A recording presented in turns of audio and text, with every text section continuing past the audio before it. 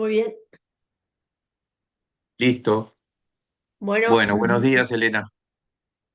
buenos días, Freddy. ¿Cómo estás? Bien. Bueno, el tema que vamos a desarrollar es la polinización y su impacto en la agricultura. Es un tema que hoy, la verdad, que preocupa bastante. Eh, Tal vez no se están haciendo todas las cosas que se podrían. Y esta presentación, aparte de responder al pedido de la comisión honoraria de aportar un granito de arena, intenta traer algún insumo más para poner sobre la mesa y empezar a trabajar en serio en la polinización en la agricultura uruguaya. Em, Voy a terminar diciendo la agricultura, más allá de los desafíos que presenta para los apicultores, hoy es una gran oportunidad. Voy a tratar de demostrarlo con números. Y bueno, también me voy a meter en las pequeñas cosas que tienen que ver con la polinización, que es fundamental que los apicultores supuestamente son los más, los destinatarios de esta charla, ¿verdad?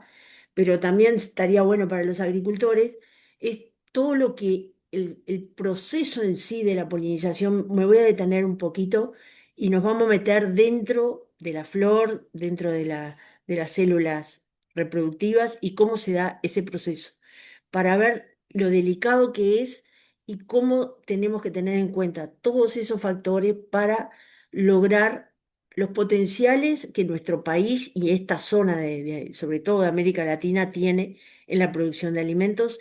Y hoy da no la sensación, la certeza tenemos de los millones que se están perdiendo porque los jugadores que están en la cancha no se están entendiendo. No hay ni políticas claras, ni conocimientos específicos que marquen el rumbo. Así que voy a intentar hacer mi pequeño aporte. ¿Por qué es importante la polinización por insectos? Eh, Acá tengo.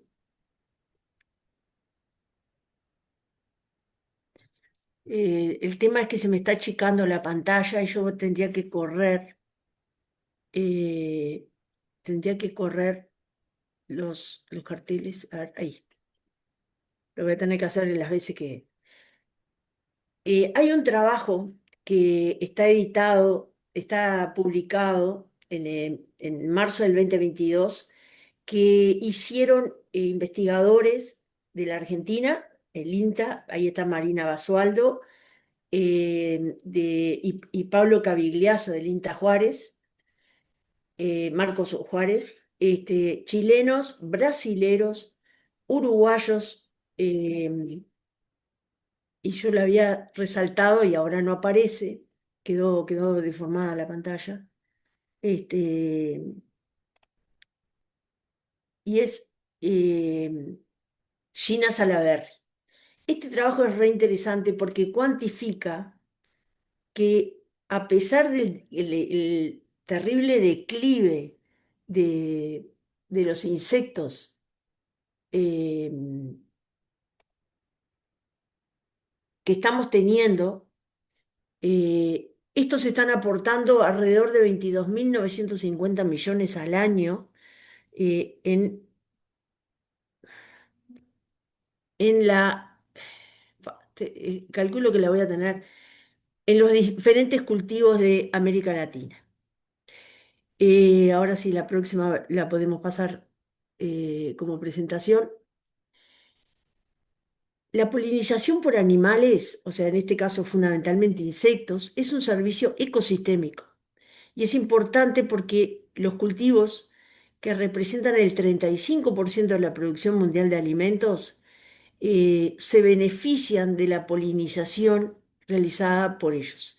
Las abejas, o sea, del género Hymenoptera, no solamente la abeja melífera, sino hay cientos de especies de abejas, son los principales polinizadores de la mayoría de los cultivos que requieren polinización animal. En gran parte del mundo, la piedra angular de la polinización agrícola es la abeja melífera. La evaluación con datos de México, Brasil, Argentina, Chile y Uruguay afirma, además, que los cultivos más vulnerables por la pérdida de polinizadores nativos y de abejas melíferas son las semillas híbridas, como el girasol o la alfalfa, o el trébol rojo también, trébol blanco, frutas como el maracuyá, la ciruela o las manzanas y cultivos para bebidas y especias como la vainilla, el cacao o el guaraná.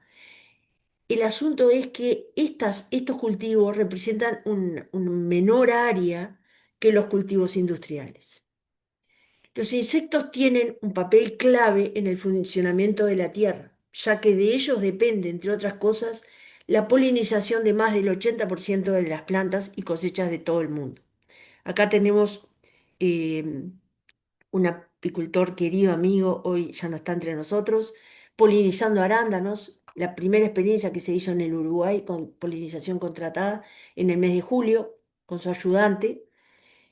Eh, y bueno, y en función de la actividad de estos insectos es que obtenemos estos frutos.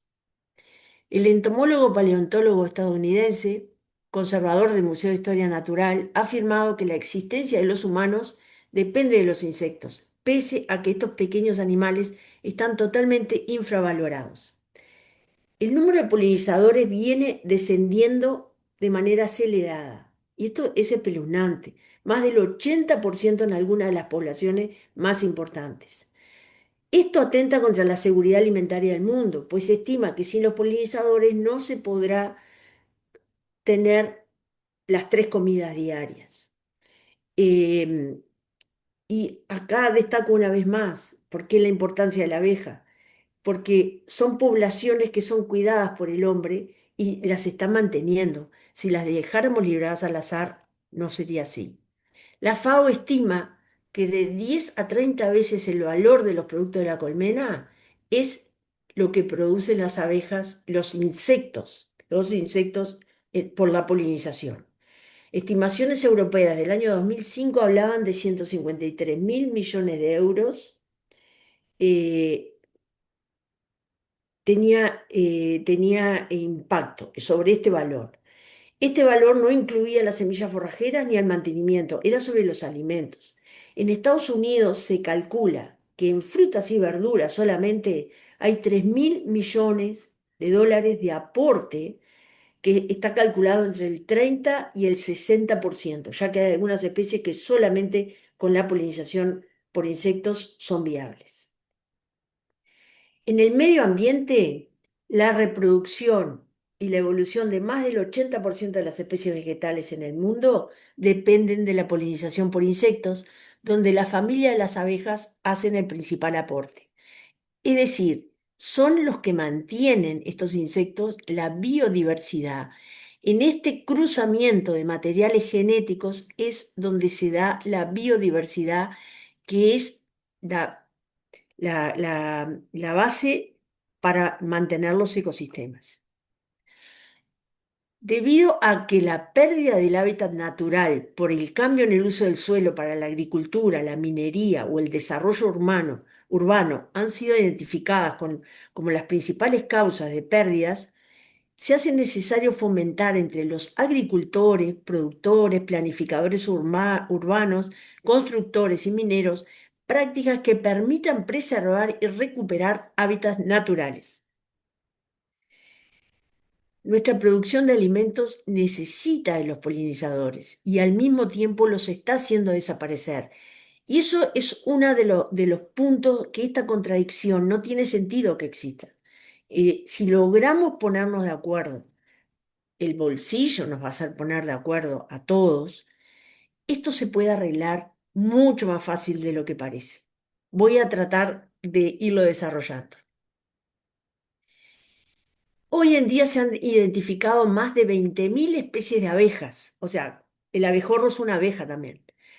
La abeja melífera, la Apis mellifera L, es una especie, pero hay 20.000 especies de abejas melíferas en todo el mundo que polinizan plantas. Los frutales y hortalizas se polinizan por insectos para lograr sus frutos. La más reconocida es la abeja, porque es la que está siendo mantenida por el hombre. Fue introducida en nuestro país durante la colonización europea. La abeja melífera, la abeja melífera como agente polinizador, voy a tratar de arreglar esto, tiene varias ventajas. Su número puede modificarse. Su posición y distribución en el espacio puede modificarse. Visita muchas especies vegetales. En una visita tiene fidelidad a una sola especie, en su gran parte. Su tamaño es bastante adecuado para establecer los puentes entre las partes, los estigmas y los estambres. Tiene una amplia adaptación frente a factores adversos. Fíjense en que casi hasta el Polo Norte, hasta el norte de Canadá, que pasan el invierno con 30 grados bajo cero, hay apicultura, hay abejas, y en el Ecuador hay abejas. Y tiene una amplia distribución, no así otros insectos, otras especies de abejas. Y tiene una desventaja, dos desventajas, fundamentalmente. Busca fuentes de néctar más ricas, o sea, ella tiene preferencias y no todas las veces la fuente que busca es la que nosotros queremos que polinice. Prefiere determinados tipos de polen. No todos los pólenes le sirven y no necesariamente le van a servir los más nutritivos. Algunas especies solamente son visitadas por su néctar, no quieren el polen, es decir, ahí ya implica manejo de parte del apicultor. Y muchas veces, o varias veces, no muchas, pero varias veces, es muy pequeño su tamaño para establecer un puente estigma antera. Y no llega. Por ejemplo, la flor del manzano es una flor grande y ella no es tan eficiente como el abejorro, que apenas desciende sobre la flor, ya está tocando tanto el estigma como los estambres. Fíjense en acá las dos abejas de cabeza arriba de una flor de cardo. Hoy prácticamente en una agricultura intensiva cardo no hay, pero hay muchas veces en los bordes, ¿verdad? eh, Malezas que son más atractivas que el cultivo. O sea, esas serían las desventajas. La cantidad y calidad de frutos depende de la polinización por insectos. Ahora cuando nos metamos dentro de la flor lo vamos a poder explicar mejor. La carne producida en base a pasturas depende de la polinización por insectos. También la leche, que tiene leguminosas, las pasturas, como forma también de ir regenerando el suelo. Las grasas y aceites se dependen o se benefician con la polinización por insectos. El girasol totalmente depende de las abejas. Fíjense que acá ustedes lo que están mirando no es una flor, es un capítulo que tiene cientos de flores, una al lado de la otra. Cada uno de estos puntitos es una flor que van abriendo en círculos concéntricos, empieza a abrir de adentro hacia afuera, maduran desparejos los estambres y los estigmas y los pistilos, pero a su vez tienen compatibilidad genética. Nos metemos ahora de lleno en la flor. Hay que tener ciertos conocimientos básicos para poder entender el proceso y también poder guiar a estos insectos. Existen dos tipos de reproducción en los vegetales: la asexual, donde no intervienen células especializadas, y la sexual, donde sí intervienen células especializadas. La asexual es cuando generamos nuevas plantas a partir de trozos de otras plantas. Puede ser de un bulbo, puede ser de un gajo, puede ser hasta de una hoja, ¿verdad? Todo el material genético que estamos reproduciendo es idéntico al material que le dio origen. Todos estos son reproducciones asexuales. Cuando plantamos las papas, el origen es el tubérculo, pero surge del mismo material genético. Los ajos, los lirios, bueno, todas estas por estolones, como el caso de la frutilla, ¿verdad? La planta alarga un estolón y nace una nueva planta, pero es idéntica en el material madre. Y este es un esqueje que se le cortó a un árbol. Por otro lado, existen las flores. Y las flores las presentan los vegetales más evolucionados, eh, donde la reproducción se hace a través de células especializadas y se generan los frutos. Cada flor va a dar origen a un fruto según la especie de que se trata. Dentro de esta flor se producen las dos células especializadas que se requieren, el óvulo y el grano de polen. Esto sería el ciclo de la reproducción sexual de la flor. Una vez que se polinice, va a salir el fruto, salen las semillas, de las semillas sale la planta, el árbol, y este es un círculo. La parte de la flor es importante. Esto sería un esquema de una flor completa y perfecta. Tiene todas las partes y además tiene los órganos femeninos y masculinos. De afuera hacia adentro tenemos pétalos y sépalos, que son órganos de protección de todo lo que encierra la flor adentro, que son los órganos masculinos, y el famoso pistilo, que está formado por el ovario, el estilo y el estigma, el lugar donde va a recibir los granos de polen que los va a alargar los estambres. Acá tenemos un detalle de partes esenciales de la flor. No sé por qué esto sale ahí. Bueno, en el interior de los estambres es donde se generan los granos de polen. Si hacemos un corte transversal, vemos los sacopolínicos. Su número es variable y es característico de cada especie, el número de estambres, ¿verdad? Pero siempre se posicionan rodeando al estilo. El polen es la célula masculina que interviene en la reproducción de los vegetales. Son muy pocos los animales que pueden alimentarse del polen. Las abejas melíferas están entre ellos.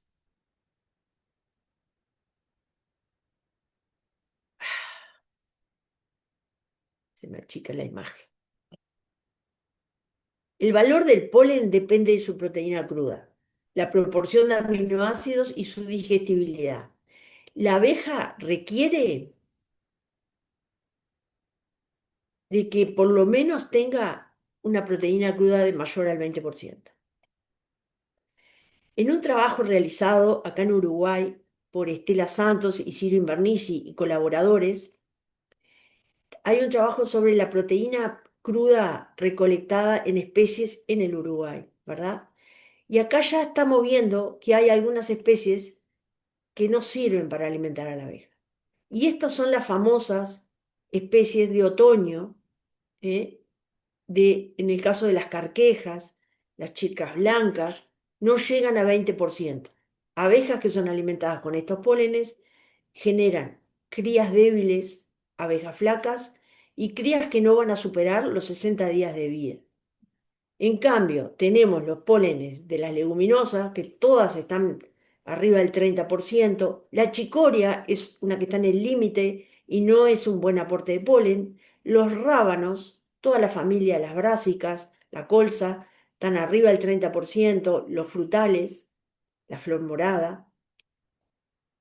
Todas estas son muy buenas fuentes de polen para eh, las abejas, todo tipo de abejas. El eucalipto tiene una particularidad. Si bien el porcentaje de polen no es malo, es bueno, arriba del 27%, tiene que tener aminoácidos esenciales, además de las proteínas, del nivel de proteínas, azúcares, lípidos, vitaminas, minerales y diferentes enzimas. Y esto es lo que pasa con el polen de eucalipto. Es carente de estos niveles de isoleucina y valina. En esta proporción deben de estar los aminoácidos esenciales, y decimos esenciales, a ver si puedo, decimos esenciales porque la abeja debe consumirlos, no los puede sintetizar. Cualquiera de estos otros aminoácidos, como la metionina, lisina, sí puede, pero no puede la valina y la isoleucina.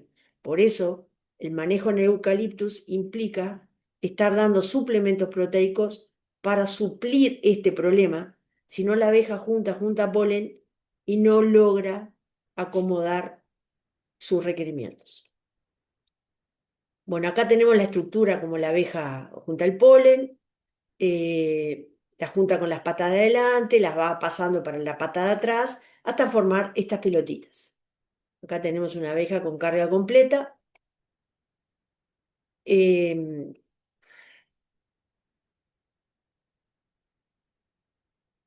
el polen es utilizado para la alimentación de las larvas, sobre todo en los 2 días previos al operculado de la celda. Ahí hay un gran consumo de polen. Y para las abejas adultas, para desarrollar el sistema glandular. Las glándulas hipofaringeas fundamentales para, a su vez, generar la jalea real que nutre a las larvas en sus primeros 3 días, la larva obrera, o a las reinas en toda su etapa larval.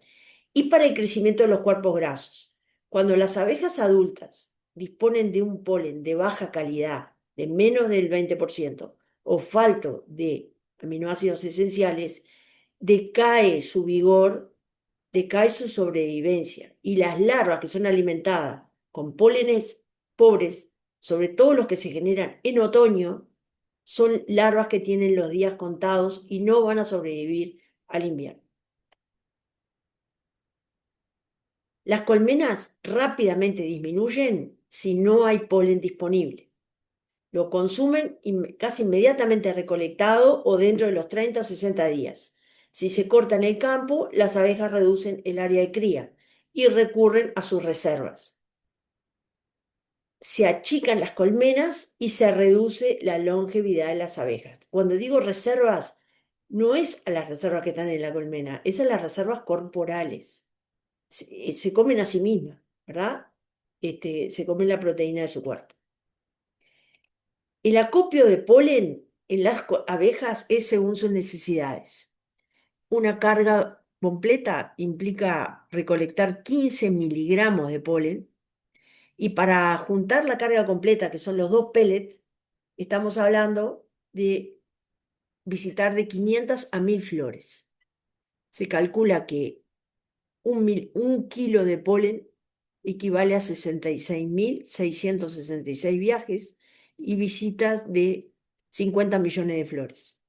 El consumo anual de las colmenas se calcula entre 20, 30 a 40, 50 kilos por colmena.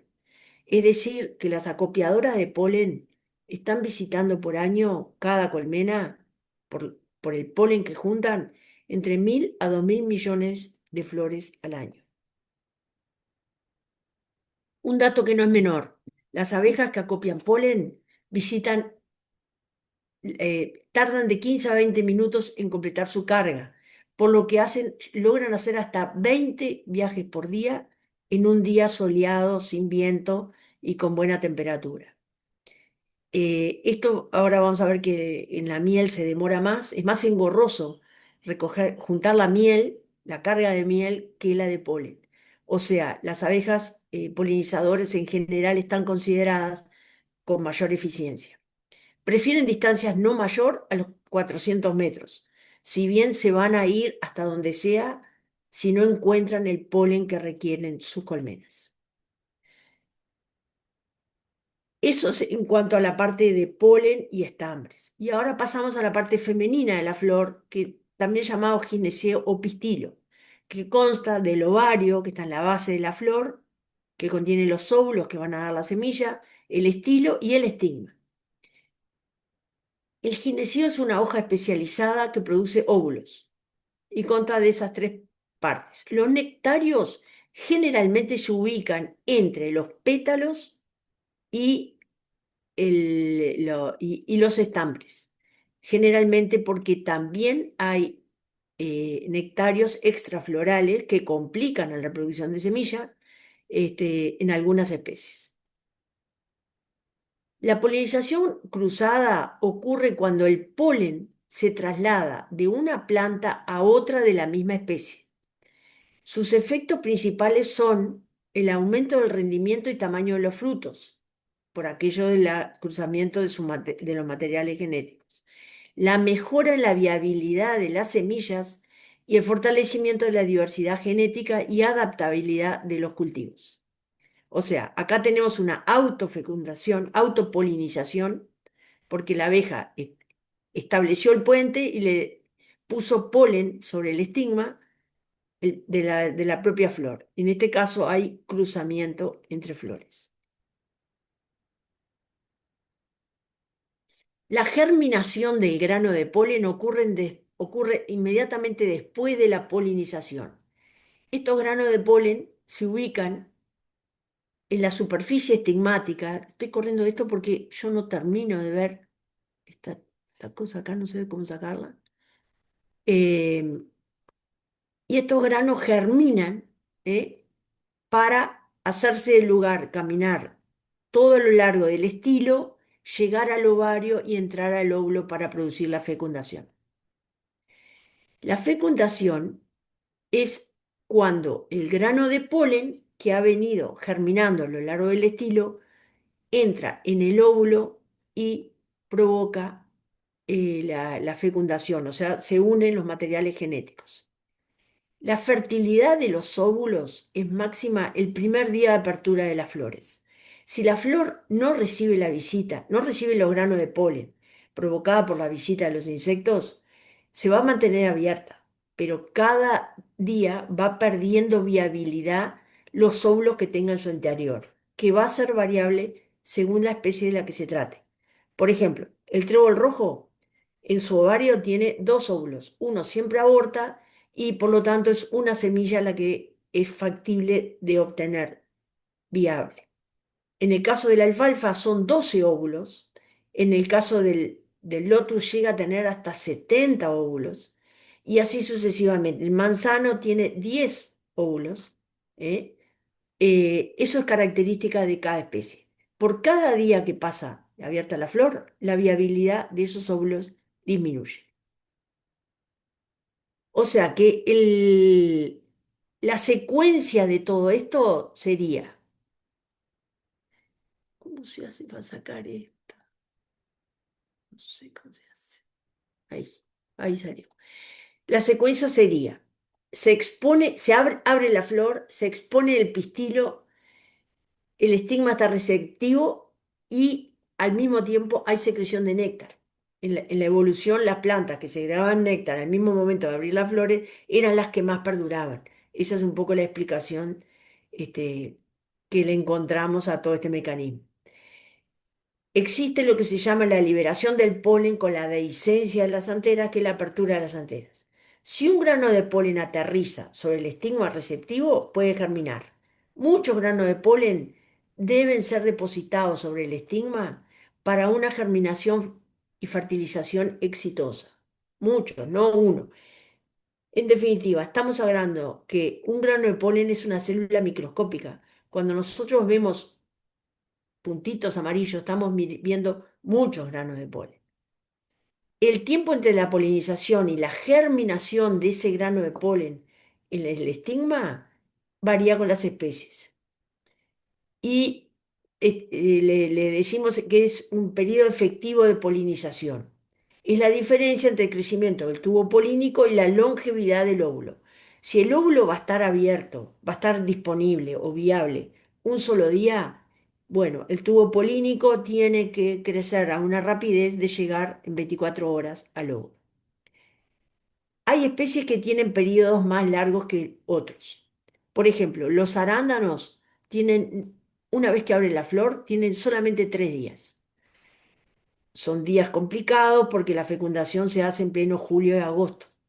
Las peras que se hace en la primavera tienen hasta 6 días de viable el óvulo desde que abre la flor. Y acá tenemos, un poco, quería entrar en este proceso de la germinación y fertilización y mostrarla con el cuadrito, porque se da una doble fertilización dentro de la flor. Este es el pistilo, ¿verdad? El ovario con los óvulos acá se ven dos óvulos, el estilo y el estigma. Hay un grano de polen está germinando. Para germinar desarrolla, ella tiene tres núcleos. Dos son núcleos espermáticos que van a fecundar la ósfera y los núcleos polares. Y un núcleo vegetativo que se va a ir consumiendo en el proceso. Acá lo tienen, cuando llega ya, el núcleo vegetativo se consumió y entra, se fecunda la ósfera y se fecunda los núcleos polares que van a dar lugar al endosperma. El endosperma es muy importante y cuando ese grano de polen viene de otra planta y se están cruzando materiales genéticos, es lo que explica de por qué hay mayor contenido de aceite, sobre todo en girasol, en soja, en colza.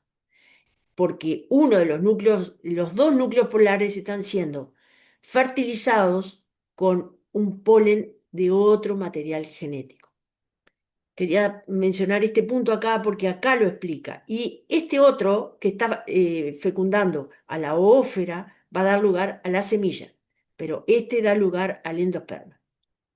Este endosperma va a tener 3N, o sea, como son dos núcleos polares, cada uno tiene una N y viene una N más del grano de polen.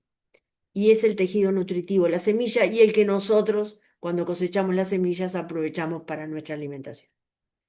Tener en cuenta que para una máxima fecundación de los óvulos y consiguiente formación de semillas, se requiere que el mismo día que la flor abre sea visitada por los insectos, que según sea la estructura de la flor y el número de óvulos y el grado de incompatibilidad que presente la especie, será el número de visitas por flor lo que asegurará la fecundación de mayor cantidad de óvulos, frutos más grandes, más semillas, cosechas más tempranas. Todo esto es mayor producción. Muchos factores influencian la polinización. Uno es la temperatura. Altas temperaturas generan una degeneración del saco embrionario, la superficie estigmática se seca y no permite la germinación del tubo polínico, hay una reducción en el tiempo de floración, si bien se incrementa el vuelo de las abejas, pero atenta contra la fecundación de las flores. Las bajas temperaturas también afectan, por otro lado, el vuelo de las abejas, con menos de 10 grados no vuelan, afectan la germinación del grano de polen y el crecimiento del tubo polínico y afectan la viabilidad del embrión. Una, una fecundación que se dé un día de helada al embrión lo mata y no hay semilla. Estas serían, como siempre, hay condiciones ideales de 21 a 26 grados, es la ideal. De 15 a 21 grados, las condiciones son buenas para la polinización, pero hay un crecimiento lento del tubo polínico. Con menos de 10 grados, el polen no germina y con mayor de 32 grados se mueve muy rápido, puede ocurrir la desecación y el óvulo se degenera rápido. O sea, eh, la temperatura juega un papel muy importante en la producción de semillas y frutos. Bueno, los granos de polen son estructuras inmóviles que necesitan de un vector que los transporte. Pueden ser los pájaros, puede ser el viento, pueden ser los insectos, las abejas, las melíferas, la apis melífera o las otras abejas, y pueden ser lepidópteros también y otros insectos.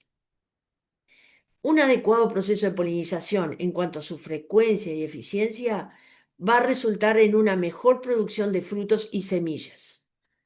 Esto sería la polinización cruzada, siempre va a ser mejor que la autopolinización. En la naturaleza existen más barreras para frenar la autopolinización que para facilitarla. Ninguna especie puede mantenerse en el tiempo con la autopolinización. Por ejemplo, acá tenemos una flor de trébol rojo cerrada,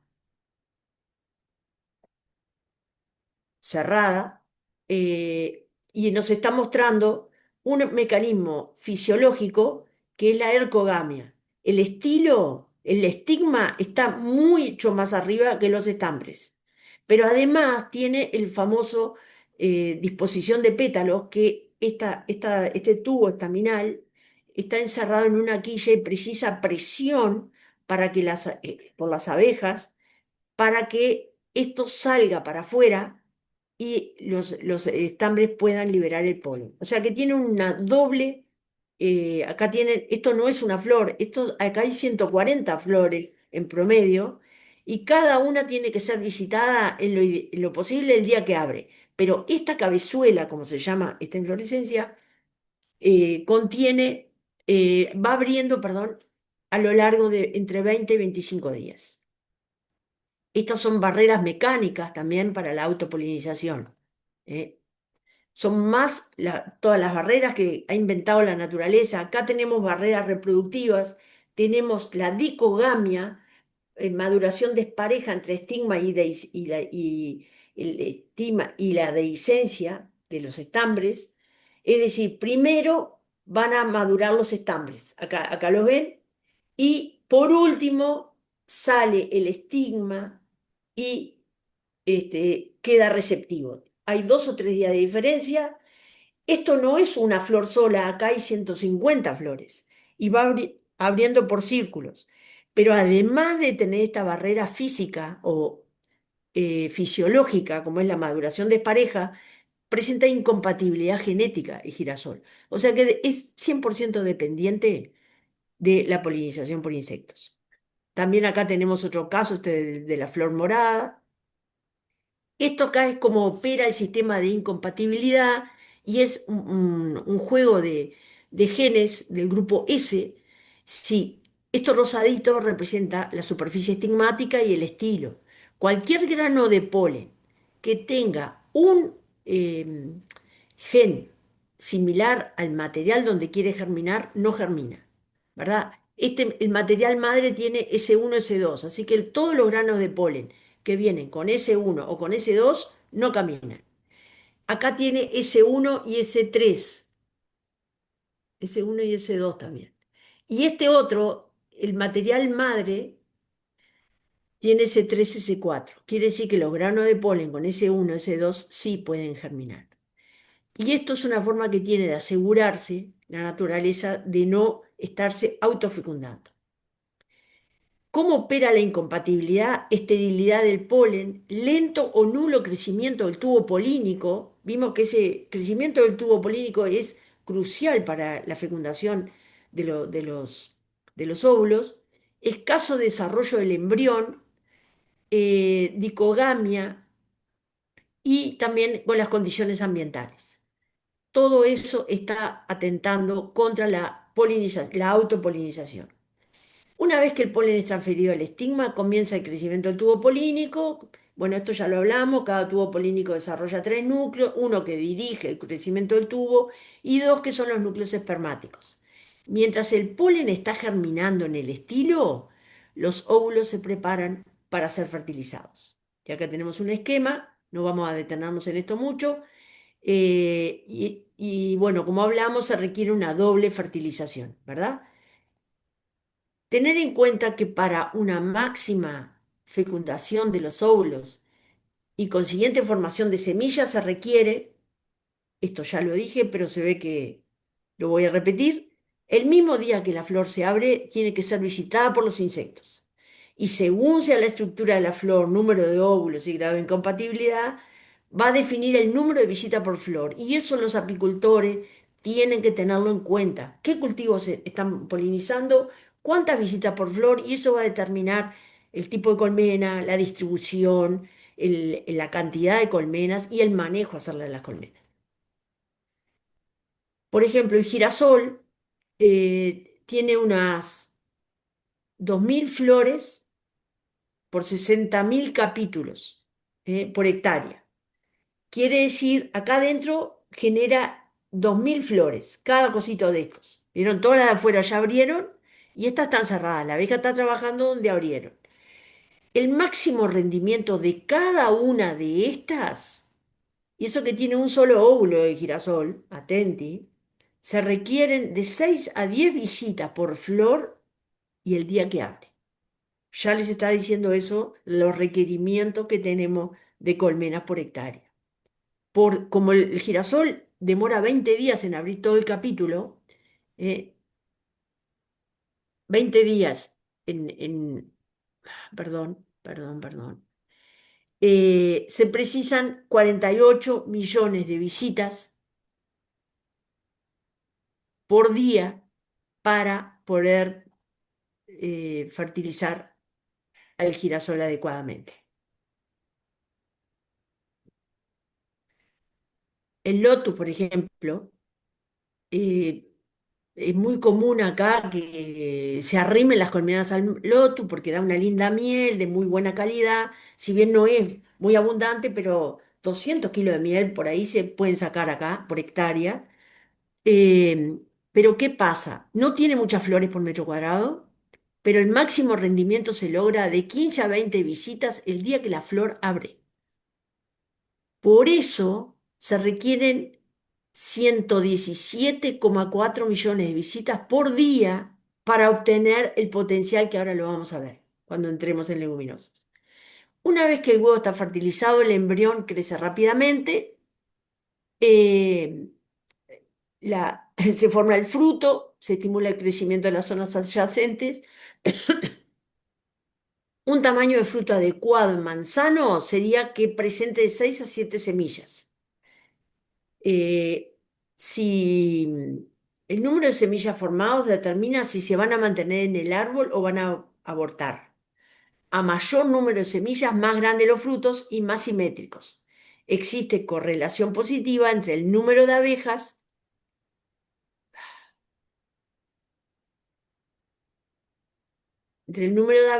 y el tamaño de los frutos. Así que el tamaño de los frutos, esta tiene menos semillas y esta tiene más semillas, ¿verdad? Los frutos son homogéneos, acá ha habido una buena polinización. Fíjense en lo que son las chauchas acá del lotus, ¿eh? Que además nos permiten, y la manzana, a mayor número de visitas, mayor número de semillas. También nos va a permitir tener cosechas más tempranas. El proceso de polinización es bastante complejo y abarca muchas interacciones que deben ser contempladas teniendo en cuenta la funcionalidad de la flor en el momento que el polinizador la visita. Es decir, ¿es el primer día que abrió, el segundo, el tercero, el cuarto? Hay que llegar al cultivo un día antes que abran las flores. Y ahora vamos a ver por qué. El recorrido que realiza el polinizador en su visita, fíjense en que acá, si esta abeja está juntando polen, trabaja más rápido que si tiene que meterse adentro de la flor y juntar néctar. Hace menos viajes. Eh, si toca los estambres y los estigmas dentro de la planta y entre individuos de la población. En el Uruguay hay un trabajo que hizo Estela Santos con Jorge Harriet y Yamandú Mendoza en el año 2009, donde se muestra cultivos donde se ha estudiado la producción que se sacaba, ¿verdad? No tanto las hectáreas, sino la producción, las toneladas, el valor de las toneladas, el valor total del cultivo, la dependencia de la polinización por insectos y la dependencia y lo que realmente aportaban las abejas.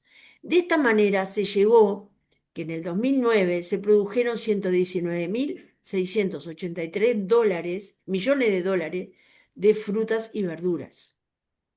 Consumo interno, exportación, no estudiaron eso. Y de los cuales el 70% era provocado por las abejas, por lo que se puede decir que las abejas en el sector granjero hacen y también acá estaba el girasol, pero el girasol ha dejado un poco fíjense, no es mucho lo que está aportando. Hay 83 millones de dólares aportados por las abejas en estos cultivos estudiados. Y ahora nos vamos a meter en el uso del suelo del Uruguay. Fíjense que actualicé los datos que veníamos trayendo al año 2024, todo el Censo General Agropecuario, que se hacen con el mismo criterio, si bien algunas cositas cambiaron en este último, en los dos últimos, el área de arroz la metieron con la agricultura, antes la especificaban, ahora no sale, hay que meterse en otros capítulos. Entonces, fíjense en que, bueno, el campo natural ha ido mermando, ha ido perdiendo casi 3 millones, 2 millones y medio de hectáreas, ha mejorado el campo natural, mejorado quiere decir con agregado de semillas, que generalmente son leguminosas, y fertilizantes. Las praderas artificiales han ido incrementándose, si bien en el 2000 ahora hay un poquito menos. Los cultivos forrajeros se han mantenido bastante estables desde el 2011 al 2024, pero la agricultura ha tenido un aumento dramático. En el año 1990 estábamos hablando de 540.000 hectáreas y en el 2024 2.470.000. Esto, está bueno tener este dato, cuando hace 10 años teníamos 1.743.000 hectáreas de agricultura. En estos datos yo lo que junté los datos que daban cultivos, rastrojos y campo bruto, porque fueron agricultura o van a ser, y tierras de labranza, que las ponen por separado ellos. Pero yo sumé todo. Esto está hecho con el mismo criterio y es dramático el aumento. De huerta también tenemos un dramático pero descenso. En el 90 teníamos 40.000 hectáreas y ahora tenemos 15.000. Frutales se ha mantenido, si bien bajó del 90 al 2000, bajaron 2.000 hectáreas, después subió y ahora estamos en 11.700 hectáreas. Los citrus han bajado de 21.000 a 15.000, la vid ha bajado en la mitad, la forestación, este dato, volví a revisar los datos del 2011 y son así, se ha mantenido 1.071.000 hectáreas en el 2011 y 1.076.000 hectáreas en el 2024. Montes nativos, esto te llama la atención porque no hay mucha gente que plante montes nativos, de 563.000 hectáreas hace 10 años, o sea, en el 2011, a 776.000, y esto tiene que ver con los criterios de declaración, ¿verdad? Y bueno, y tierras improductivas y espejos de agua, hay 147.000 hectáreas que antes no se calculaban, se ponían como campo natural. Bueno, en este escenario es que se tienen que mover las casi 700.000 colmenas que nosotros tenemos, ¿verdad? En las 9 millones de hectáreas de campo natural, en los 2 millones y medio de hectáreas agrícolas, en el millón de hectáreas de pradera y en la otro casi millón de campos mejorados y fertilizados.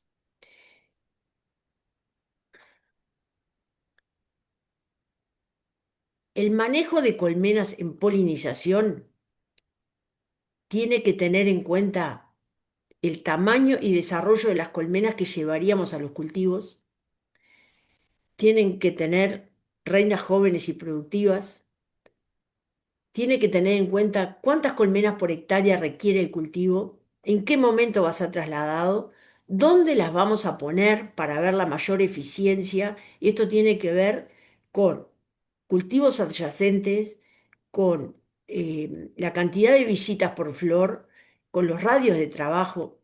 La distribución de las colmenas tiene que ver con el área de trabajo, por aquello de que la abeja, cada vez que sale de la colmena, sale y cae en el mismo lugar que había dejado, para explorar un poco más por si no está, si no encuentra completar la carga en ese lugar. El manejar la ubicación y la distribución son claves en la polinización. El manejo de cómo aumentar las acopiadoras de polen, que por lo que hoy vimos, trabajan, no lo vimos todavía, trabajan bastante rápido las acopiadoras de polen, ahora vamos a ver cómo trabajan las acopiadoras de néctar. ¿Cómo podemos hacer para aumentar los atractivos del cultivo? Cuando retiramos las colmenas del cultivo y una norma, una regla general, trabajar siempre con contrato. Para el manejo tenemos que tener en cuenta comportamiento de la abeja melífera en la recolección de los alimentos. ¿Cuándo inicia la pecorea? ¿Cuáles son las tareas de las pecoreadoras? ¿Cuáles son sus preferencias por las distintas fuentes florales? Conocer ese comportamiento es lo que va a determinar el manejo que vamos a hacer de las colmenas. Que la constancia ella mantiene durante un viaje, que la constancia durante varios viajes, cuándo la va a mantener, las distancias de vuelo óptimas, y ahí está la ubicación, las áreas de trabajo, y ahí está la distribución, y el número de visitas por día que cada flor requiere. Hoy vimos esta misma diapositiva, vimos que las abejas demoran 15 a 20 minutos en completar una carga y esa carga fue visitando 1000 flores. Es increíble. 1000 flores en 15 a 20 minutos. Completan esa carga. Y logran en un día normal visitar 10.000 flores por día. ¿Por qué acopia polen? Perdón, una cosa que no puse. La abeja acopia polen solamente si lo requiere. Lo requiere para ella como adulta, pero también para las crías. Y acá traje este cuadrito que es bastante interesante y es cómo es la relación de la cría con respecto a la población. A medida que la población crece, tenemos, si bien tenemos mayor cantidad de cría, tenemos menor cantidad de cría por obrera en curso. Es decir, una colmena pequeña de 20.000 abejas tiene 40.000 crías. Esto es una relación de 2 a 1. Cuando tiene 30.000, tiene 45.000, tiene 1,5. Cuando tiene 40.000 abejas, hay 50.000 abejas, es 1,25, y así hasta que llega a la población de 60.000 abejas, con 60.000 crías tiene 1. O sea, la relación decrece desde el 50%, que es en el caso de 20.000 abejas, hasta el 9%. ¿Cuáles son las colmenas que más requieren polen? Serían estas. Pero estas a su vez tienen el problema, o sea, las de 20.000 abejas, tienen el problema que tienen muy pocas pecoreadoras. Entonces, lo que sí nos sirve más son las abejas de 30.000 abejas que tienen una relación 1,5 a 1 y tienen más pecoreadores. Y acá tenemos, fíjense, una colmena con 20.000 abejas apenas tiene 5.000 pecoreadoras, cuando la de 30.000 tiene 12.000. Entonces, si bien acá tenemos 50% relación cría-abeja, tenemos muy poquitas pecoreadoras. Acá tenemos 25% y tenemos 12.000 abejas. Entonces, estas colmenas de 30.000 abejas, cuando queremos polinizar cultivos que van a depender de las acopiadoras de polen, son las que tenemos que utilizar. Tiene una base numérica esto y de comportamiento. Por otro lado, el acopio de néctar, la abeja junta lo que venga. ¿eh? Lo que ella requiere que tenga más de 20% de azúcar, porque si no estaría transportando mucha agua, ¿verdad? En su estómago de la miel. Y acopia mucho más allá de sus requerimientos. De ahí es que los apicultores le sacamos la miel. La carga promedio es de 20 a 40 miligramos. Puede llegar hasta un máximo de 70 y está visitando entre 150 a 1.000 flores. ¿Y esto de qué depende? De la cantidad de néctar que tenga cada flor, que es muy variable. Ahora vamos a ver un cuadrito que está muy interesante la cantidad de azúcar que presenta cada flor y tiene un tiempo mayor a 26 minutos. Yo diría que hay algunos estudios que hablan de 30 a 40 minutos completando la carga si la fuente no hay, tiene escaso concentración de abundancia de néctar. Logra hacer hasta 20 viajes por día y en 1 kilo de miel aproximadamente se están visitando 1 millón de flores. Así que la abundancia y concentración del néctar van a determinar su preferencia. Muchas veces vamos a querer polinizar cultivos que no tienen una buena producción de miel de néctar y sin embargo nosotros vamos a querer que vayan. Y ahí está el manejo del apicultor. Así que esta, en lugar de visitar 10.000 flores por visita, visita 4.000 y en lugar de hacer eh, casi 30 viajes, hace 20. Es menos polinizadora que la que acopia polen. La preferencia, como dijimos, era la concentración y abundancia de néctar. ¿Qué pasa? A lo largo del día, los miligramos de néctar, la concentración de azúcar es variable y los miligramos de néctar también. Lo que, lo que es constante, y esto se ha determinado, y lo maneja Eva Crane, es el valor azúcar de una planta. A determinada hora del día, si la planta, ella siempre va a tener 0,07 miligramos de néctar, de el valor, la cantidad de azúcar que tiene ese néctar. Lo que pasa es que puede estar más concentrado o menos concentrado. Si tiene menos de 20%, va a tener más volumen, pero con menos de 20% la abeja no va a buscarlo. Y esta es la causa por la cual nosotros hay horas del día que no vemos a las abejas trabajando en el campo, porque el néctar no ha llegado al umbral del 20% que le hace económica la recolección. Entonces, en esta hora del día hay 0,34 miligramos de néctar con un 21,76 de porcentaje de azúcar, que da un valor azúcar de 0,07. Si esto lo multiplicamos por el número de flores que está determinado por los diferentes ecosistemas o latitudes, nos da la producción de miel potencial de ese cultivo.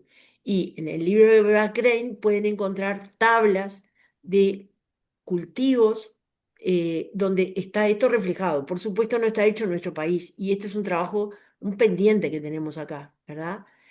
Y se estima que la alfalfa produce entre 200 a 500 kilos de miel por hectárea. No en el Uruguay, son datos extranjeros. En Lotus tenemos que el valor azúcar es el doble que el de la alfalfa. Pero ¿cuál es el problema? Fíjense la diferencia entre, se estima que produce entre 26 y 200 kilos de miel por hectárea el lotus.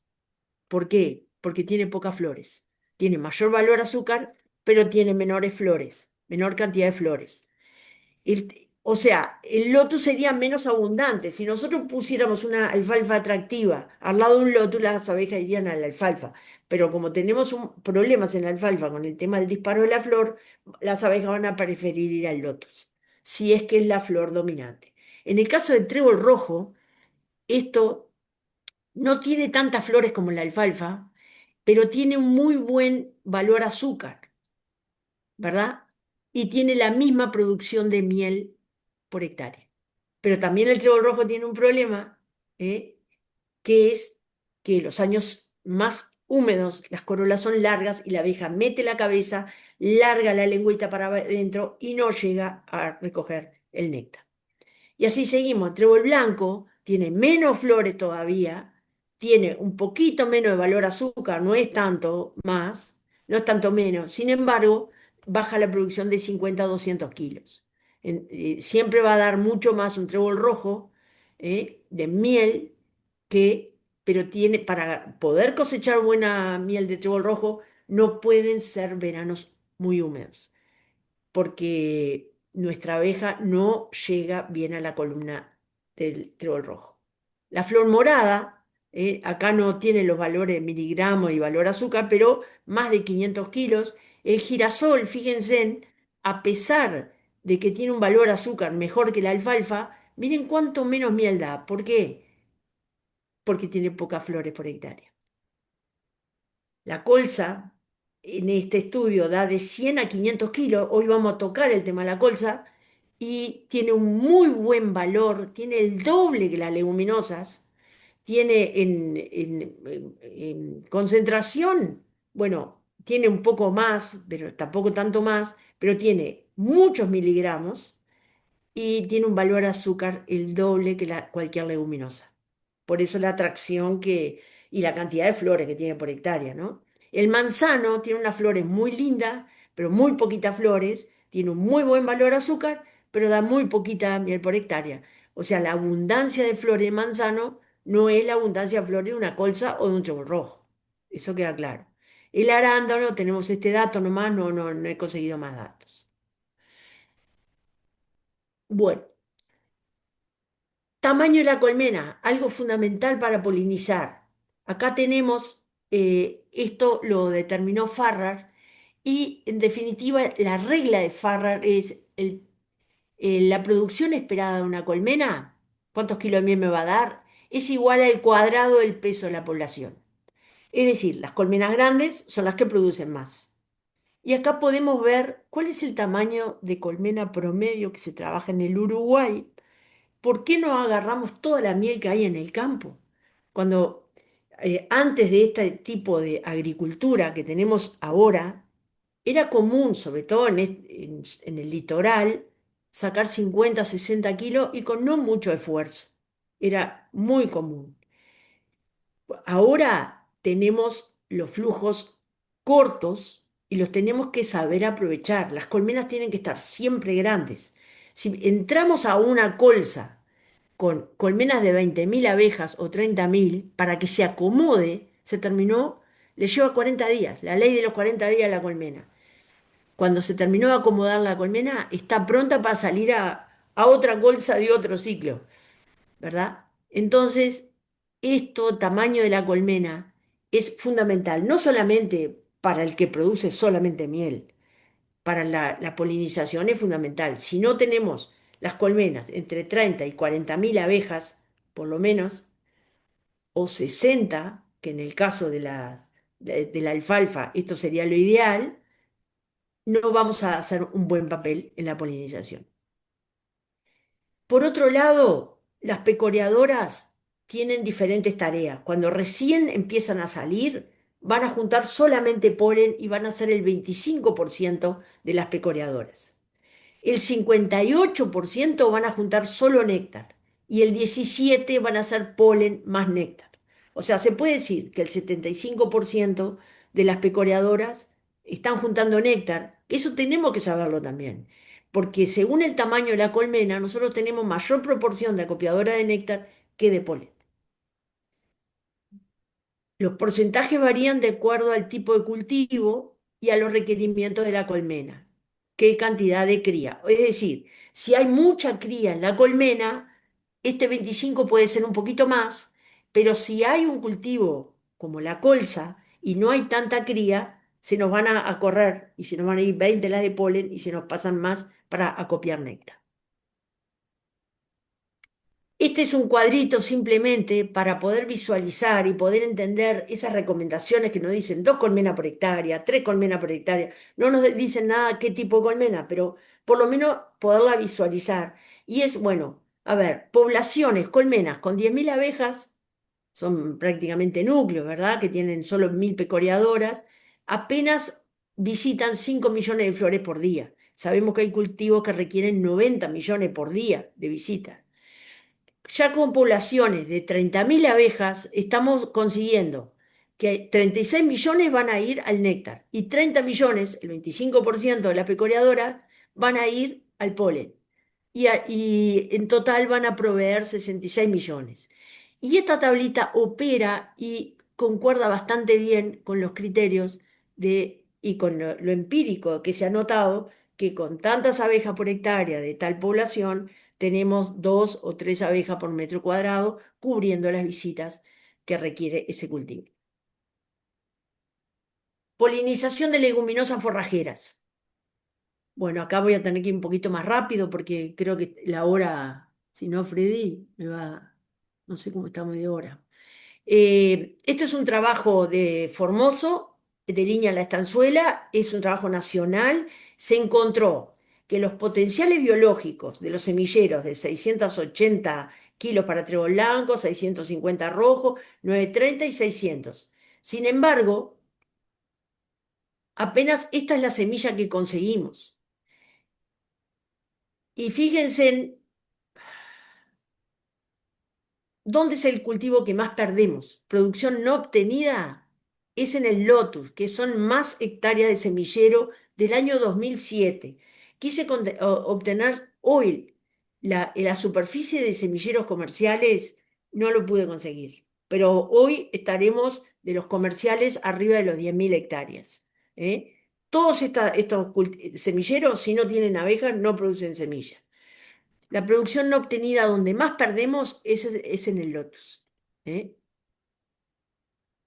Y acá lo que traigo es qué cantidad de visitas y las recomendaciones que hay, porque no vamos a entrar en cada cultivo, qué cantidad de visitas requiere cada cultivo por día y qué tipo de abeja.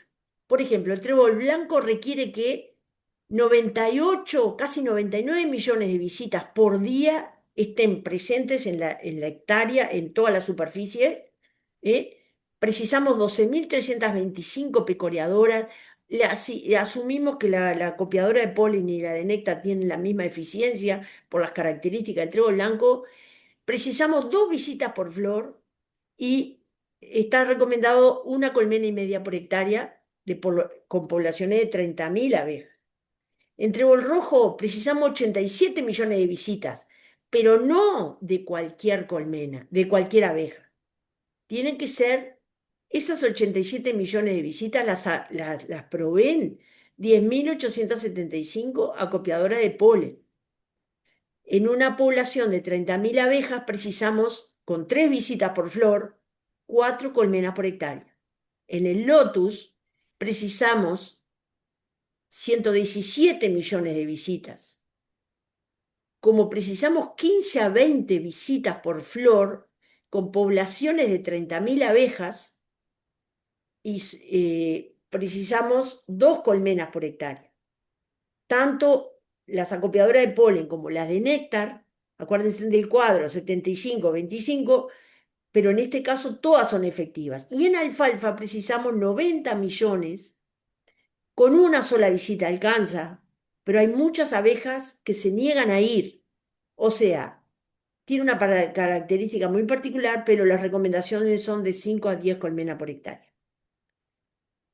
¿Por qué se producen tantas diferencias en rendimientos entre las regiones del Uruguay? Porque en el este, ahí en La Valleja, la zona de José Pedro Varela, son mucho más altos los rendimientos de trébol blanco que en el resto del país. Bueno, por un lado, son muchas las causas. ¿Y por qué estamos tan distantes de nuestro potencial? La latitud, no tenemos el clima más propicio, las deficiencias en el control de numerosos factores, baja especialización en producción de semilla, rendimientos bajos y variabilidad de precios. Y en polinización hay carencia en la densidad de polinizadores, no uso de los polinizadores adecuados para cada especie, falta de investigación sobre manejos adecuados y falta remuneración de la polinización. Acá tenemos un caso, yo no traje la placa hoy, pero hay un técnico semillerista que ha llevado la estadística de sus productores de trébol rojo, los que pagan la polinización sacan hasta 400 kilos de promedio. Los que no pagan, como tienen las colmenas de regalo todo el año en el campo, apenas llegan a los 100 kilos por hectárea. Eso me parece que es bastante sintomático y es mucha plata por hectárea. Habría que diseñar sistemas de producción viables, producción de carne con cosecha de semillas leguminosas. Esto lo plantea el ingeniero agrónomo Ariel Arzuaga, en rotación con una agricultura sustentable. Los potenciales para el Uruguay son buenos y estamos muy lejos de lograrlos. Esto en el área semilleros de leguminosas. Pasamos a la colza. Ha venido creciendo sostenidamente. Empezamos tímidamente con 10.000 hectáreas en el 2019, como Puente Verde, hasta que se fue desarrollando. En el 2025 llegamos casi a 300.000 hectáreas, 254.000 de colza canola y la carinata de camelina, 43.000 son las que se usan para biodiesel. O sea, vimos hoy el potencial de miel que tienen estos cultivos. Según Eva Crane, produce entre 100 y 500 kilos de miel por hectárea. Si en Uruguay la colza solamente produjera la mitad de lo que dice Eva Crane, que no tenemos por qué pensar que produce la mitad, porque hemos visto cosas impresionantes en la colza, se podrían obtener 74.250 toneladas de miel de muy buena calidad. El periodo de floración va de 20 a 45 días. En Estados Unidos estiman que las colmenas, trabajando sobre la colza, acopian entre 7 a 15 kilos de miel por día. Llenan la media alza por día. Hay que estar preparado para manejar colmenas en la colza. La investigación llevada a cabo en Argentina comparó tres situaciones diferentes: exclusión de polinizadores, polinización abierta y solo abejas melíferas. Los resultados mostraron que la polinización abierta aumentó los rendimientos en aproximadamente 20% y las abejas melíferas en un 33%, poniendo abejas, en comparación con la exclusión de la polinización. Recordemos que cada vez más el modelo agrícola está liquidando insectos benéficos. Quiere decir que si no empezamos a tomar medidas, ¿y cuál es una de ellas? ¿Cuál es una de ellas? Es cuidemos las aplicaciones de agroquímicos. Simplemente con cuidar esto, el 95% de los problemas de los agroquímicos está resuelto con las abejas. Las recomendaciones son de 3 colmenas por hectárea para aumentar un 33% de rendimiento. La soja. En Uruguay se plantaron en el 2025 1.250.000 hectáreas de soja. En Argentina casi 16 millones. Si bien la soja es principalmente autógama, quiere decir, antes de que la flor abra y se expongan los pistilos y los estambres para polinizar, la flor se poliniza internamente, se autofecunda. Pero también se ha visto que se beneficia de la polinización cruzada. Las abejas son los principales polinizadores de soja y su contribución económica es significativa en Argentina, estimada en 3.330 millones de dólares anuales por Basualdo y Cavigliaso en el 2023, en el INTA Marco Juárez. Los resultados del INTA Marco Juárez indican que la polinización biótica tiene un impacto significativo en la cantidad y calidad de los porotos de soja. En comparación con el tratamiento de autopolinización, las plantas expuestas a polinizadores mostraron una mayor formación de frutos, 34%, un mayor peso de las semillas por unidad de superficie, 27%, hasta el 40% y un 1,5% más de aceite, por aquello que hablamos de la fecundación dentro del óvulo para formar el endosperma, por el cruzamiento genético. La polinización biótica no solo incrementa el número de flores polinizadas, sino también mejora la calidad del polen transferido, resultando en una mayor eficiencia de la fertilización por cruzamiento del material genético. La introducción de colmenas de apis melífera en los lotes productivos resultó en un aumento notable en la actividad de polinización, y esta se reduce en un 72% más allá de los 300 metros de las colmenas. Actividad polinizadora. No están juntando mucha miel las abejas, pero ahora vamos a bichar un videíto que ya lo ponemos ahora al final y van a ver algunas cosas que han encontrado en el manejo de las colmenas. Se recomiendan en la soja 2 a 3 colmenas por hectárea para aumentar 30% los rendimientos. Las abejas melíferas manejadas pueden ser una alternativa muy valiosa para suplir la disminución de polinizadores silvestres y mejorar los rendimientos agrícolas. Fundamental, las aplicaciones solamente de 7 p.m. a 7 a.m.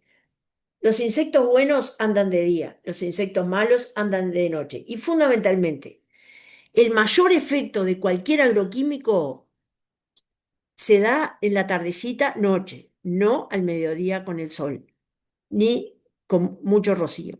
O sea que hasta las 7 a.m. sería la hora que no andan las abejas a esa hora en los campos. El trabajo, el valor económico de los insectos en Latinoamérica también evalúa, con lo que empezamos hoy, que el mayor valor de polinización por insectos se da en cultivos industriales y frutales, alcanzando los 16.600 millones.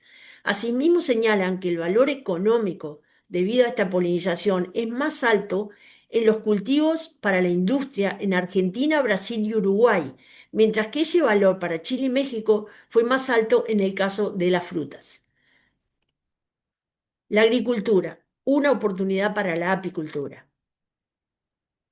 La gestión adecuada de las colmenas y la conservación de hábitats naturales pueden mitigar estos efectos de la pérdida de hábitat y promover una coexistencia beneficiosa para la biodiversidad y la agricultura. Establecer franjas entre diferentes cultivos o en los bordes de los cultivos, el uso de cercas vivas, el silvopastoreo, la siembra de plantas nativas o de aquellas hospederas de insectos polinizadores en la cercanía de carreteras, caminos, líneas, ferrocarriles y áreas urbanas, va a fomentar la diversidad vegetal y el asentamiento de los polinizadores en la zona. Esto está planteado por la FAO. Fundamental, las aplicaciones de agroquímicos que son necesarias en la agricultura que tenemos por delante, solamente aplicarlo los horarios de 7 p.m. a 7 a.m. Para esto precisamos políticas públicas. Y ahora, si Freddy me lo permite, yo pasaría un pequeño videíto, no sé cómo estamos, Freddy. Hola, Sí, ¿no bien? 11 y podemos, podemos, 25. podemos pasar el videíto, es 7 minutos. Sí, claro. Pero Bien. eso vos lo tenés que a ver, abrilo ahí, no, ahí lo Y puedes ya pasar está. nomás. ¿No lo ves Dale. ahí? Sí, lo ¿Se veo. ve ahí? Sí, claro. Perfecto. Bueno, arrancamos entonces. Último bloque de nuestro programa y es un bloque muy especial porque acá nos vamos a enterar de un trabajo científico muy interesante con No sé por qué me sale esto. Está bien, capaz que lo que tenés es un Pablo poquito bajo el volumen. Cavigliazo, de Marco Juárez en Córdoba. Pará, a ver. Vamos a subir el volumen. No sé por qué me sale esto Descubrieron, acá. bueno, los primeros estudios. ¿Por qué me sale esto? ¿Cómo hago para sacar esta barra? ¿Te das cuenta? Sí, creo que lo que tenés que hacer acá, ¿viste? Tenés acá arriba del todo, el margen superior derecho, como dos cuadraditos chiquitos, un poquito más ¿Sí? arriba. Ahí dale ¿Ahí? ahí. No, no, no, no. Arriba en la barra mismo. Arriba en la ¿Acá? barra, a la derecha, viste que tenés un menos ¿Sí? al lado. Ah, Ahí, a acá. ver, dale, dale ahí. Sí, pero me achicó. Chico, ¿cómo te puedo? Sí. ¿Por qué estamos ahí? Dale, dale. Muestran Bueno. un incremento productivo en Viste que este cosito, bueno, lo vamos a ver Ah, en ¿sabés forma. dónde es, Elena? Perdona, Elena. Sí, sí. Baja, baja un poquito, baja. Ahí, acá vi que ahí, ¿viste que tenés dos flechitas eh, abajo? Ahí, sí. A Ah, ver, pero dale. no puedo sacar este cuadrito y esto. Está compartiendo pantalla, dice. Todo esto, ¿cómo hago para sacarlo? Pero ahí vemos solo el video. Ay, No estamos. ¿vos ves solo el video? Sí, ¿No ves la barra y otro cuadrito chiquito del no, mismo video? Está, no. la perfecto. soja de Está. la mano de la incorporación de las abejas melíferas. Vamos a empezar un poquito para Eso atrás. desde el lista de Dale otra para Marcos atrás. Polo. Ahí está. Acá nos vamos a enterar. Tranquera Último bloque abierta. de nuestro programa y es un bloque muy especial porque acá nos vamos a enterar de un trabajo científico muy interesante comandado por Pablo Cavigliazo desde el INTA de Marco Juárez en Córdoba. ¿Qué descubrieron? Bueno, los primeros estudios muestran un incremento productivo en la soja de la mano de la incorporación de las abejas melíferas. Pero ¿cómo? ¿La soja no era autógama? Sí, la soja sigue siendo autógama, pero el porcentaje de incremento asociado a la incorporación de polinizadores es muy interesante. De esto hablábamos con Pablo Cavillas. Yo trabajé muchos años en otro tipo de cultivos, en frutales, y cuando llego a Marco Juárez y veo que la mayor demanda son en cultivos extensivos y sobre todo en soja, digamos, la superficie de plantación que tiene soja es muy grande en Argentina. Puse a investigar un poco en lo que es si había algún desarrollo de polinización de soja. Había mucha información de base que estaba un poco desmintiendo el mito de que la soja es 100% autógama. Y lo que quisimos hacer es validar esa información en un desarrollo local, digamos, con un protocolo que se pueda replicar, digamos, sabiendo cómo manejar las colmenas y conociendo un poquito un diseño de experimento para poder evaluar una base de polinización sin el uso de abeja, digamos, excluyendo plantas de la interacción con la abeja y comparándola con otras parcelas que estaban siendo visitadas por las abejas, pudimos encontrar que había un aumento en la cantidad de vaina que se formaba, un aumento en la producción de semillas y el peso de esas semillas, por lo que dijimos, bueno, desarrollemos un poquito más esta línea de trabajo y bueno, y es lo que estamos haciendo en este momento. De los resultados que lograron determinar. Y podemos encontrar aumentos en cantidad entre las dos temporadas que estuvimos trabajando, digamos, porque hicimos una temporada de validación, digamos, para nosotros y una temporada de trabajo con diferentes asociaciones de productores agrícolas, como la Cooperativa General Paz y como la Asociación de Productores Rurales de la zona, y pudimos encontrar entre un 34 y un 39% aumento de vainas por planta y entre un 27 y superior al 40% de efectos a nivel de aceite, un 1,5% de aumento de aceite en grano, que para nosotros nos parecía muy poquito, pero cuando empezamos a ver que el 70% de la soja va a industria aceitera y que cada tonelada, ese 1,5% son 3 litros de aceite, estamos hablando de millones de litros más de potencial de producción dentro del sector. Con Pablo Cavigliaso también hablamos acerca del manejo de esas colmenas asociadas al cultivo de soja.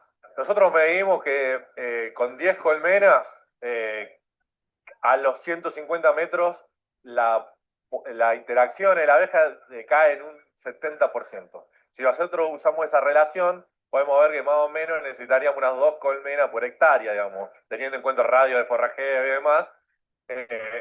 Por lo que nosotros proponemos una polinización entre 2 y 3 colmenas por hectárea. No cualquier colmena, tienen que ser colmenas preparadas para el servicio de polinización. Es una profesionalización dentro de la apicultura, la polinización. Y no es lo mismo preparar una colmena para producir miel que para generar un servicio de polinización.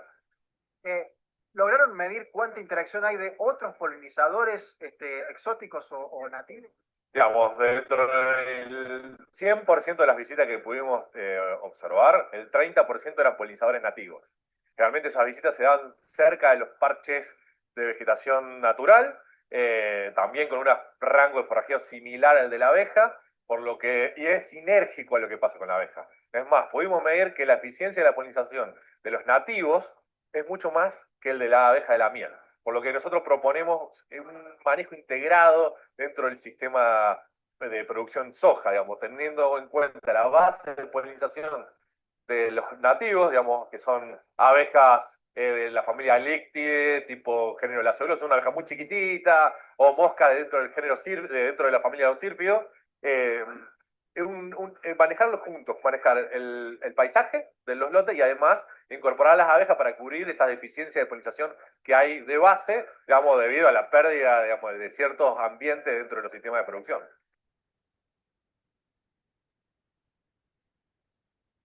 Finalmente, consultamos a Pablo Cavigliaso sobre qué pasó con el uso de fitosanitarios en el marco de este estudio. Es decir, la soja requiere herbicidas, requiere fungicidas, requiere insecticidas eventualmente, pero también tiene que convivir con las colmenas en el marco de este experimento. Y también una cosita muy interesante que tiene que ver con el futuro de esta experiencia de llevarla a escala productiva como para todavía validar más los datos que se obtuvieron en una primera instancia. Nosotros cuando hicimos el ensayo no pedimos que haya, no que se cancelen las aplicaciones. Se hicieron aplicaciones de herbicida, fungicida, plaguicida, con colmenas adentro de los lotes.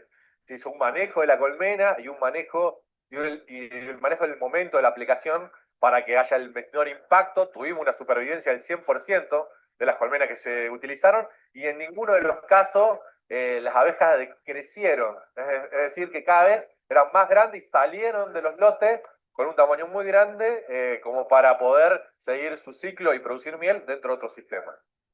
¿Cuál es el futuro de esta técnica? Digo, seguir validando, investigar un poquito más. Es una forma de producir diferente, son tecnologías de procesos. Lo que queremos ver es de compatibilizarlo en un sistema extensivo, digamos, real de producción a escala.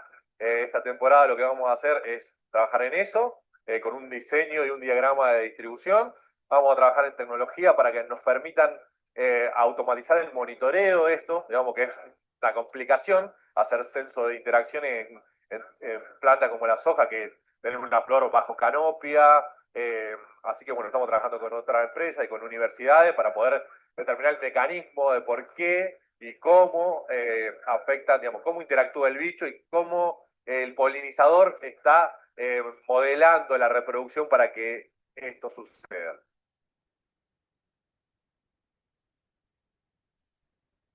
Final para esta edición de nuestro programa. Nos vamos a estar reencontrando dentro de 7 días. Hasta entonces. Auspiciaron este programa ALZ No sé Agro, cómo chica.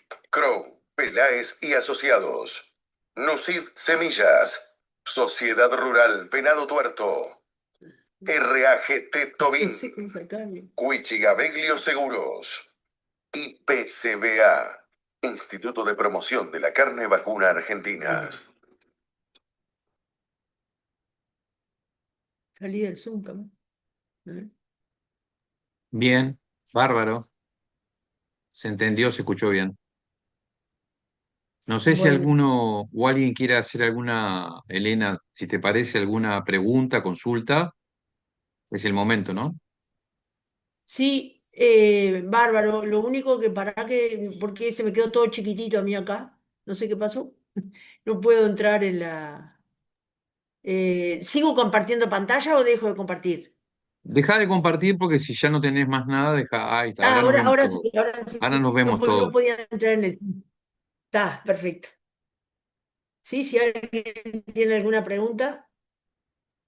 Bueno, ahí tenemos a Elena también y a Juan, este, que Juan va a ser el que va a dar la próxima charla a la 1. Así que, Bien. ¿alguien tiene alguna? Si no, estaríamos cerrando.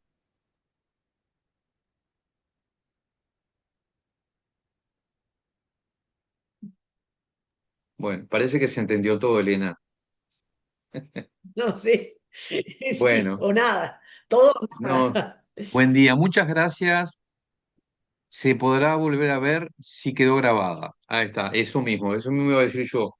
La charla va a quedar grabada, la vamos a difundir, les vamos a avisar dónde la difundimos, así que queda grabada para que el que quiera la pueda escuchar y ver más tranquilos. ¿Sí? Hola, buen día, muchísimas gracias por la clase, se entendió muy bien, saqué apuntes y es bueno actualizarse. La verdad que muchísimas gracias de mi parte, hacia ustedes. Gracias. Bueno, también de parte nuestra. Muchas gracias, muy amables. Excelente la clase.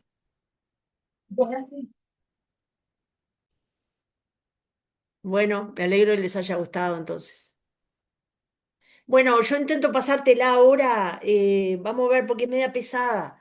Como, mandame un mail y yo sobre ese te la mando. ¿Puede ser, Freddy? Sí, claro. Dale. Y ya te la mando ahora, ¿está? Bueno, buenísimo. Gracias, Elena. Bueno, Y el por resto este también por mismo, participar. bueno, y por este mismo canal para escuchar las otras charlas. Exacto. No, tienen otros links, pero yo te lo paso si querés. Ah, vos me lo pasaste. Perfecto. ¿Ah? Bueno, Bueno, chao a todos que pasen entonces. bien, que tengan buena jornada. Gracias. Chao, chao. Gracias. Gracias. Hasta luego.